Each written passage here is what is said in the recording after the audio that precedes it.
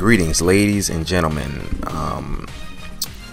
I have to say that this battle here was this was like one of the best ones I had in a while. I mean, it was a nice little sparring match with one of the gym leaders from the PCL. Hell of a match.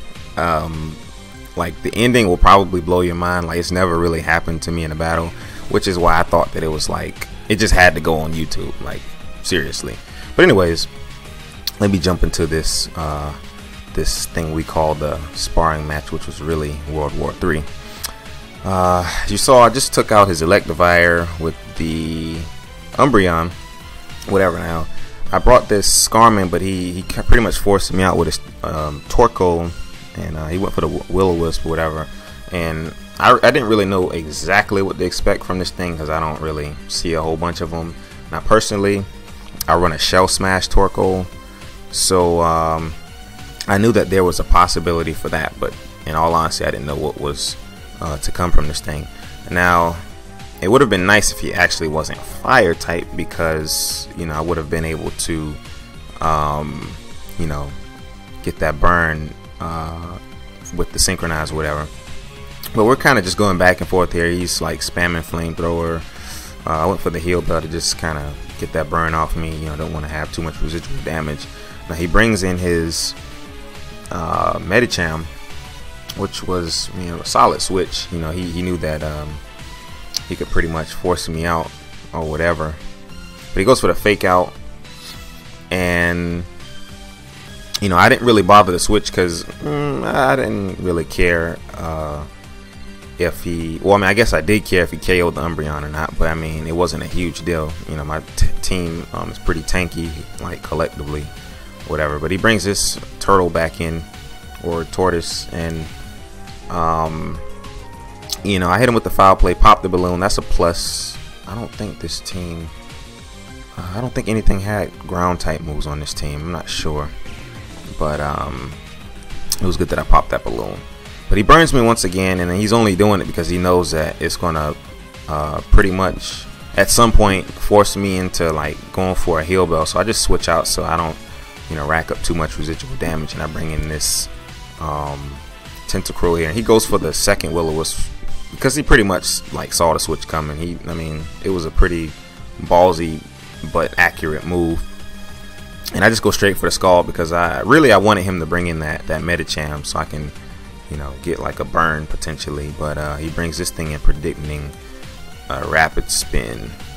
But surprisingly, this thing is actually faster. I thought I was going to be able to just knock it out with another Scald, but he gets the dynamic punch. Luckily, I'm not confused, so I can finish this thing off. But I know I'm going to have to switch here because being burned and confused at the same time is not really a promising you know, condition to be in. So he brings this thing in knowing that he can pretty much force me out.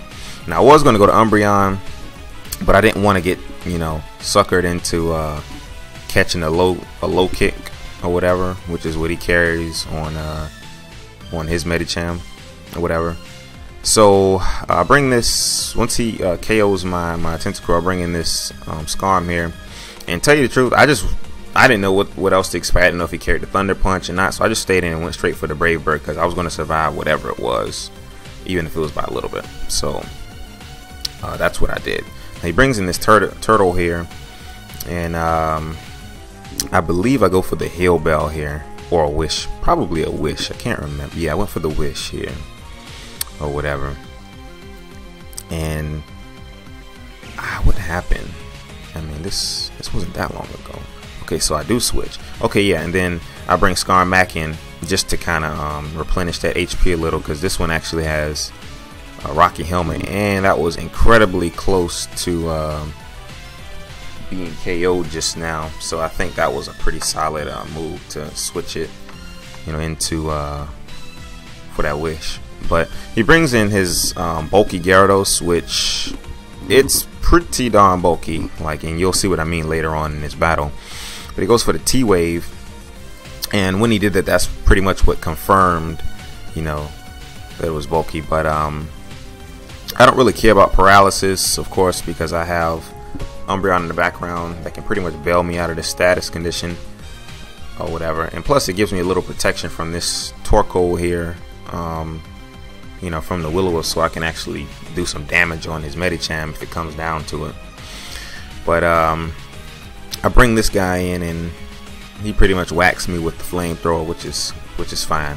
Now here, I just got ballsy. I didn't care. Now I gave him the impression that I was going to go for a ground type move, which is why he switched in his Gyarados. But I really went for the Autotomize to set up here. Now he gets to Intimidate, and I knew it was a bulky Gyarados and all, but you know, I figured even with the Intimidate dropping my attack by one stage, you know, Life Orb, Head Smash should be able to kill it in one hit. But it looks like it did about 98%. It did a ton of damage, but you know, I'm sitting in the chat. I'm just like, the bulk is real, because I mean, he didn't eat it, but it's the fact that he lived it. Like, that's just something that, you know, a lot of Gyarados don't really live to talk about. So he does that. Now, you know, I bring in Sipchin and I go for the Ice Punch just to get some damage off. But no, he goes for the Protect, which was a pretty good scout, which, you know, pretty much signaled him to switch out. So that was kind of annoying. So after that, I knew that I was pretty much going to have to switch, because that Ice Punch was definitely going to cause a switch. Now, I bring in Pyongwon to pretty much activate my ability. You know, he's not that bulky or whatever. So what did I do? Okay, yeah, I went for the Stone Edge or whatever, just to kind of pressure him out there. And you know, he gets the little sneak Intimidate or whatever. And I go for a bulk up here because I'm not really afraid of his dark type moves, and I mean, I knew there was potential for like a Wood Hammer if it can learn that. But yeah, I don't know. I went for a Mach Punch though, as you saw, because I pretty much figured that the Sucker Punch was coming because of like the way that thing's stats look. And I just go for the Mach Punch here, just to kind of, you know, get some little extra damage. That was actually a switch in, but yeah. I bring back in Metal Glory, and as you can see here, you know, his Medicham doesn't really want to deal with it. So that pretty much told me that, you know, he didn't have Thunder Punch or nothing like that. And I took that opportunity to just go for the Stealth Rock so I could put a little more pressure on that turtle that's been causing so much ruckus over there. And okay, so I bring Sipjin back in, right? Now I didn't really care too much about the Will-O-Wisp here or whatever for my own personal reasons, but it would have been nice if he had done a Flamethrower instead, for obvious reasons. But whatever. So he withdraws it, and I know that pretty much it's pretty much dead, because if it switches in, it's gonna die. Now here's the crazy part about this battle. So I go for the Drain Punch, right, on the switch. It does a decent damage. Okay, now I know here I'm gonna have to switch if I want to have a chance. So I bring this Skarm back in, right, just to, you know, rack up some of that residual damage with a Rocky Helmet, right? He goes for the second one. Okay, knocks me out. Okay, fine. So check this out. I bring in Sipjin, right? And I'm thinking, okay, you know, the match is over. I'm gonna Mach Punch this thing. It's gonna die. He's gonna bring the Torkoal in. It's gonna die, and I'm gonna win, right? No, he goes for the Protect, and I pretty much figured, you know, he was gonna rack up some damage. Not only does he get one, not two. This man gets 3 Protects. He gets the triple Protect. I was like, wow. We were both like, wow.